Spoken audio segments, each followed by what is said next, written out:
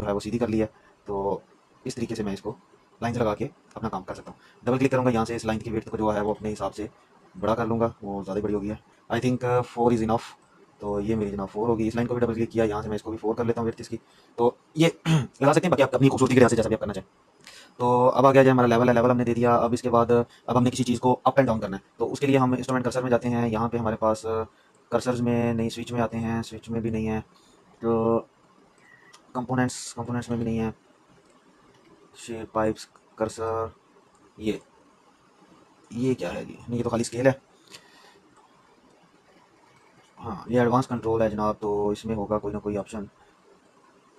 No, इसमें भी नहीं है। वाइब्स हैं, सिंबल्स हैं, और साइन है, डेली के हैं, कॉमन है। तो जनाब अब हमें इसे, इसमें जो हमने लगाना पड़ेगा वो हमें फंक्शन कंपोनेंट्स में ही जाके न्यूमेरिक डिस्प्ले वाला ही लगा देते हैं। ये आ जाता है हमारे पास। ये हम एक न्यूमेरिक डिस्प्ले वाला लगा देते हैं। और